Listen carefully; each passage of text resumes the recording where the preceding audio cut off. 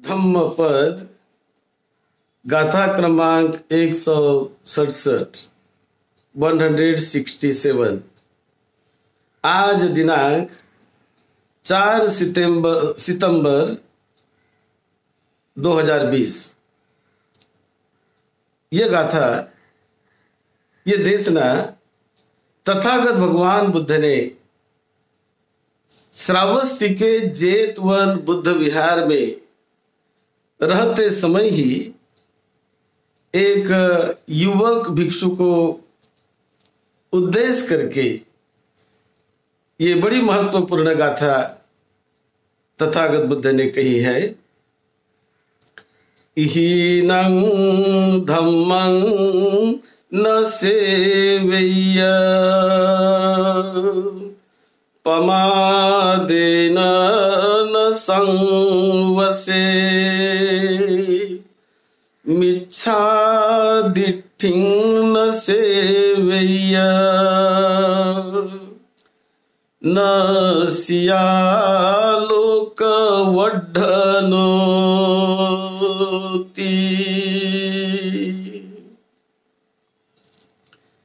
श्रावस्ती में बड़े भिक्षु संघ के साथ भगवान बुद्ध का निवास जेतवन विहार में था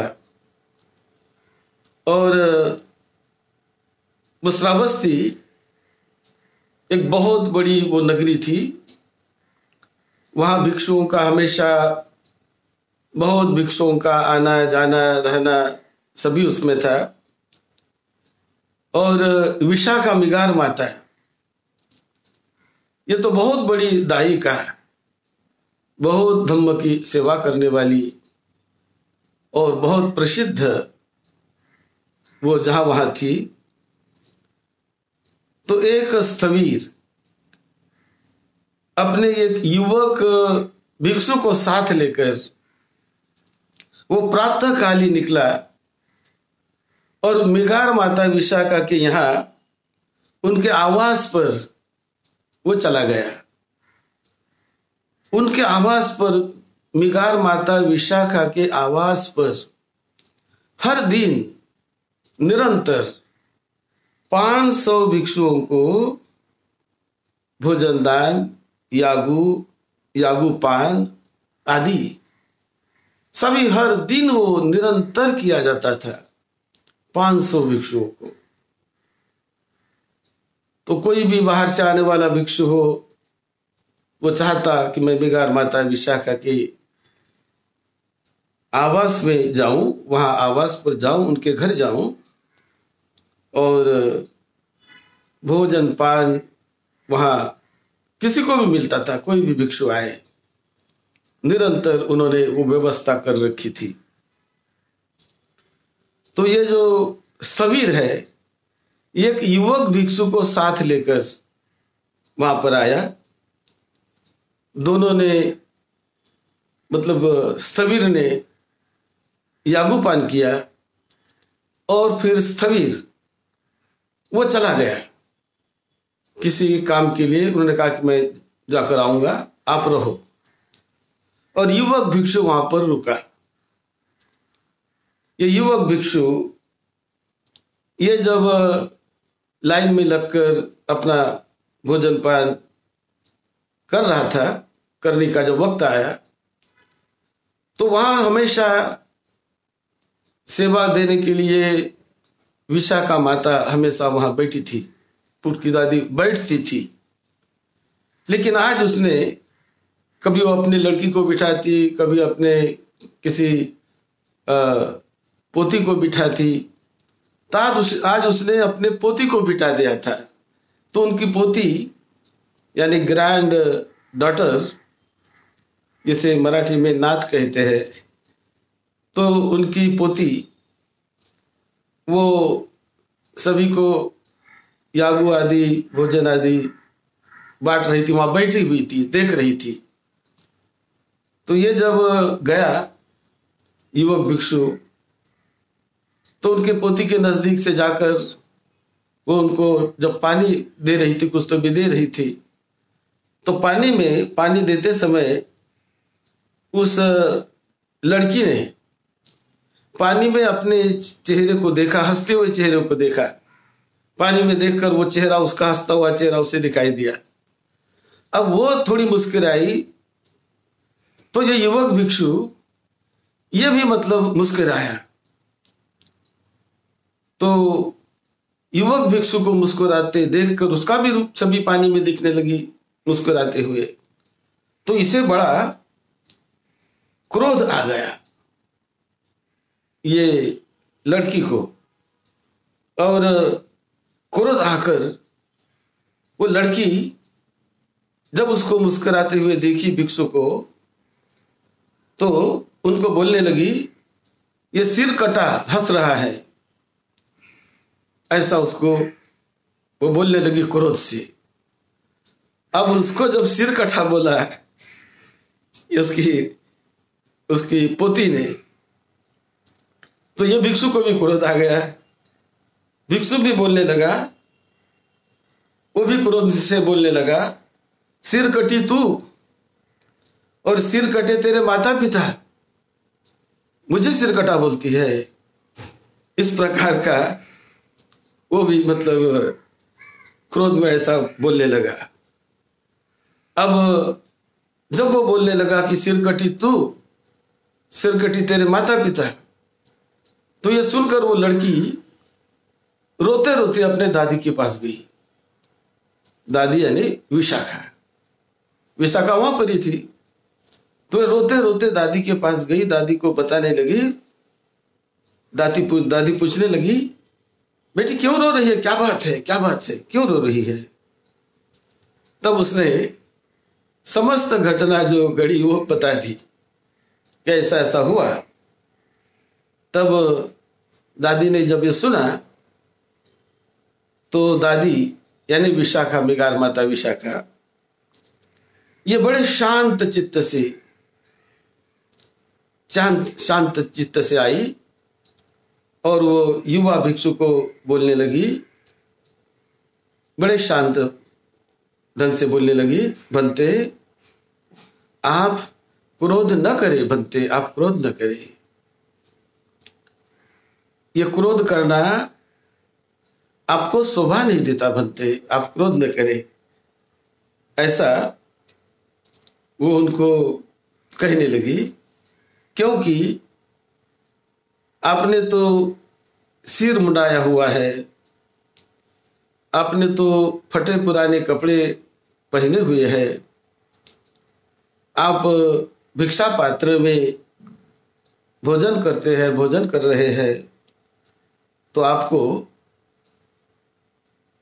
क्रोधित होना शोभा नहीं देता। तो वो युवा भिक्षु सुनकर कहता है कि उपासिके, आप तो मेरी वास्तविकता जानती है, परंतु इस लड़की को इस तरह का व्यंग करना चाहिए क्या? ऐसा वो उनको पूछने लगा। अब विशाखा समझाती है भिक्षु को और वो लड़की को समझाती है, तो दोनों को वो समझा नहीं पाई। एक के बाद दूसरा, दूसरे के बाद ऐसे बोल ही रहे हैं। उतने में वो स्थविर भिक्षु जो बाहर गए थे कुछ काम से, तो वो भिक्षु आ गए। और स्थविर भिक्षु को जब पता चला कि क्या हुआ, तो स्थविर वृद्ध भिक्षु थे, उनको जब पता चला तो उन्होंने उस युवक को बताया कि नहीं, ऐसा तुम्हें नहीं करना चाहिए, ऐसा क्रोध नहीं करना चाहिए। तो ये सुनकर वो युवक कहने लगा कि बनते आप भी मुझे दबा रहे हैं, आप भी मुझे दबा रहे हैं। मुझे जब ये छिन्न शीश कहती है, तो क्या छिन्न शीश कहना, ऐसा व्यंग करना, ये ठीक है क्या? ऐसा वो अपने गुरु स्थविर को भी वो युवक बोलने लगा। अब इस प्रकार का ये बोलचाल हो रहा है।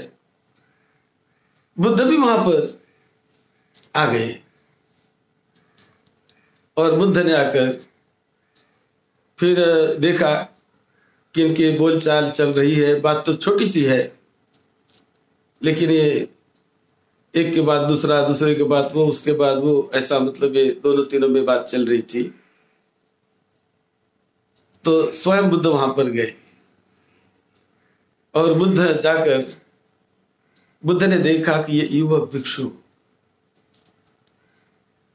ये बड़े अच्छे फैमिली से आया हुआ है और युवक भिक्षु बड़ा गंभीर अभ्यास करने वाला भी है और ये श्रोतापन्न भी होने की अवस्था में है। ऐसा जब बुद्ध ने देखा तो बुद्ध ने ये सारी बातें सुनकर वहां बुद्ध कहने लगे, मेगार माता विशाखा को बुद्ध कहने लगे कि लड़की ने मेरे शिष्य को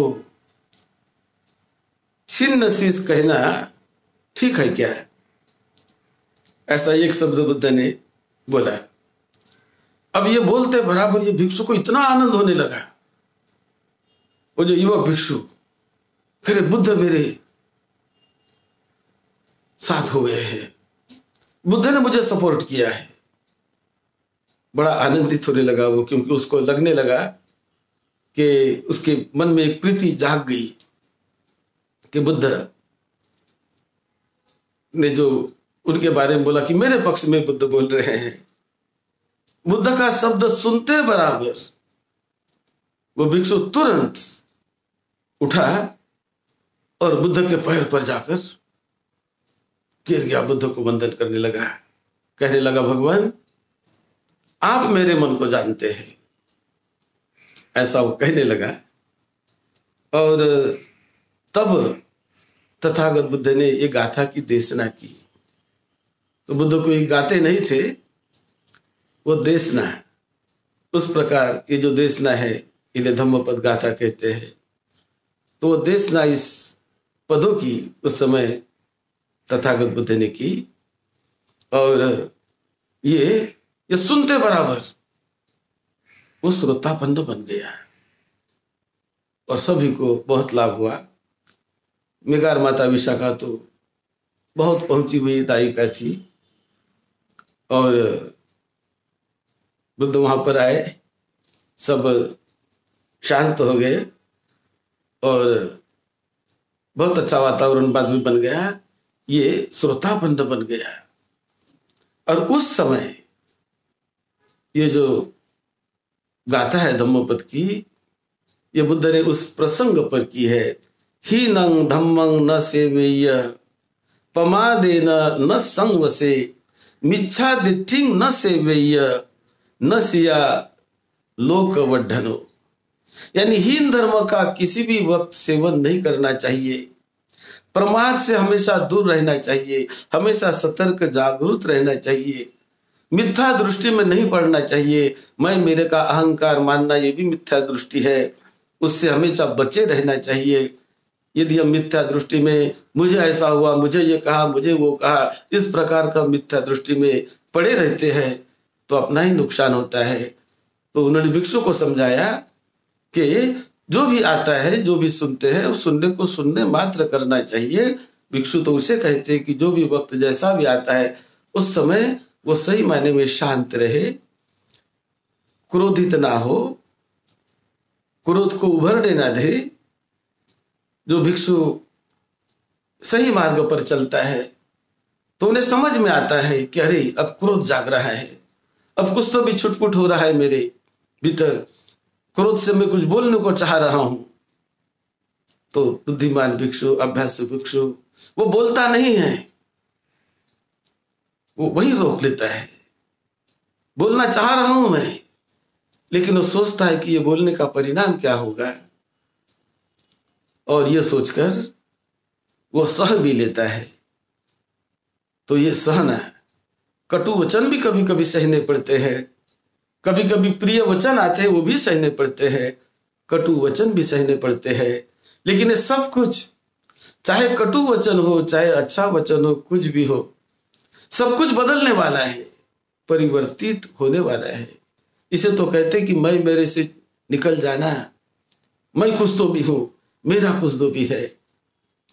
तो मैं मेरा, इससे निकल जाने के लिए ये कभी परीक्षा की घड़ी आती है, और उस परीक्षा की घड़ी में अपने आप को संयमित रखने का प्रयास करना, अपने आप को निर्मल करने का प्रयास करना। ऐसा सभी भिक्षुओं के लिए, जो वहां पर भिक्षु थे, सभी भिक्षुओं के लिए तथागत बुद्ध ने कहा कि किसी भी समय भिक्षु ने क्रोध नहीं करना चाहिए, क्रोध से भिक्षु ने दूर रहने का हमेशा हमेशा प्रयास करना चाहिए, और अपने इंद्रियों का संयम, इंद्रियों का संयम ये हर समय करने का प्रयास करना चाहिए। इस प्रकार की देशना उस घटना के समय तथागत बुद्ध ने की, और वातावरण बहुत शांत हो गया। सब समझ गए बुद्ध की वाणी, समझ गए, क्योंकि सब लोग, जो उपासक उपासिकाएं भिक्षु सभी आदि जो चलते हैं, हम वो चलते मुक्ति के पथ पर। विकार, द्वेष, क्रोध आदि जो डिफाइलमेंट्स होते हैं, उन्हें कैसे काटा जाए, उन्हें कैसे भीतर से ही नष्ट किया जाए, इस प्रकार का जो मार्ग है, ये सभी के लिए है। सभी ने हर समय हर संभव अपने को संयमित रखने का प्रयास करे, और हर समय अपने को जागरूक रखे और संयमित रखने का प्रयास करे। इसी में मंगल है सभी का, इसी में कल्याण है सभी का। यही देशना इस गाथा से तथागत बुद्ध ने दी। आप सबको निरोगत्व मिले, दीर्घायुष्य मिले, लंबी उम्र मिले, सुखी मंगलमय जीवन मिले। आप सबका मंगल हो, सबका मंगल हो। परसों हमने जो दायक सभा का अनावरण किया, उसकी घोषणा की है, उस पर और भी हम निवेदन विशेष हम देंगे। आप YouTube में जाकर हमारा जो चैनल है उसे देखिए, डॉक्टर भदंत राहुल बोधि नाम लिखकर YouTube में वो सर्च में जाकर, और वहाँ बहुत अच्छी अच्छी तथागत बुद्ध की देशनाएं जो जीवन का परिवर्तन कर डालती है, जीवन की काया पलट करती है, मंगल दिशा में जीवन जाता है, उसे सुनते रहिए, शेयर भी करिए और सब्सक्राइब भी करिए। और उसी प्रकार धम्म के दायक बनने का भी संकल्प करिए। वहाँ दायक के बारे में भी जो सीडियाँ है, जो क्लिप्स, वीडियो क्लिप डाली हुई है, उसे भी आप देखिए। धम्म का दायक बनने से 33 लाभ उस दान देने वाले को ही मिलते रहते हैं। आप लाभी बने, धम्म से जुड़ जाइए। आप सबका मंगल हो, सबका मंगल हो।